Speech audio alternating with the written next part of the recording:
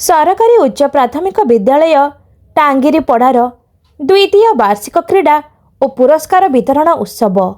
विभिन्न समस्या थाई भी चली स्कूल प्रशासन निदाविष्णु। नुआपड़ा जिला बोडेन ब्लॉक अंतर्गत सरकारी उच्च प्राथमिक विद्यालय टांगिरीपड़ार द्वितीय वार्षिक क्रीड़ा और पुरस्कार वितरण उत्सव 2026 बहु धूमधाम रे पालित हो जाइछि।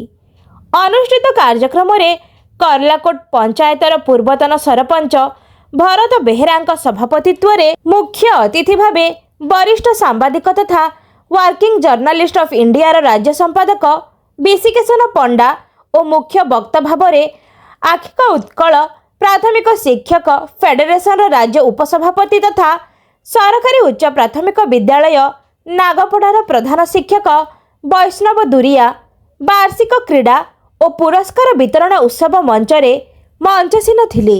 सम्मानित अतिथि भाव में बोलधा उच्च प्राथमिक विद्यालयर प्रधान शिक्षक जितेन्द्र कुमार पंडा, वरिष्ठ सांबादिक जगतराम दंडसेना, विद्यालय परिचालना कमिटी सभापति कमल दल प्रमुख मंच अलंकृत होई वार्षिक क्रीड़ा और पुरस्कार वितरण उत्सव मंचर शोभावर्धन करथिले।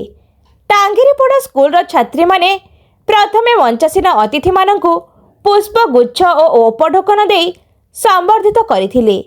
परे अतिथि मानक द्वारा दीप प्रज्वलन पूर्वक पुष्पमाल्य अर्पण और देवपूजन कार्यक्रम अनुष्ठित होइथिला। परे परे स्कूल प्रधान शिक्षक प्रदीप कर मंच परिचालना, अतिथि परिचय और प्रारंभिक अभिभाषण सहित विद्यालयर विवरणी पठन करथिले।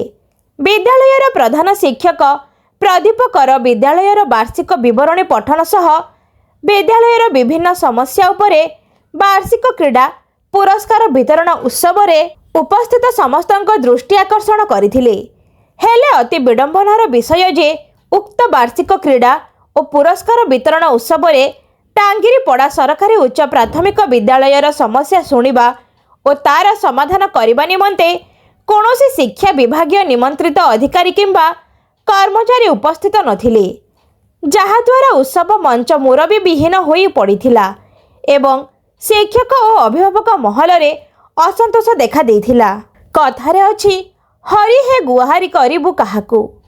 बहुबार उक्त विद्यालयर विभिन्न समस्या यथा श्रेणी गृहठू आरंभ करी पायखाना और खेल पड़िया पर्यंत विभिन्न खबर कागज तथा न्यूज चैनल मानकरे खबर प्रसारण हेला परे मध्य मते जेते माठिबु माठ मु सेई दरपोड़ा काठ सदृश विभागीय अधिकारी सह जिला प्रशासन नीरव द्रष्टा साजिथिबा मने हुए। जहा हेउ पिलांक पाठ पढ़िबा संगे संगे विद्यालय रे वार्षिक उत्सव आयोजित हेउथिबारु पिलांक लोकहित प्रतिभा लोकलोचन को आसी पारुछि बोली अतिथि माने विभिन्न उदाहरण माध्यम रे निज निज वक्तव्य प्रदान करथिले।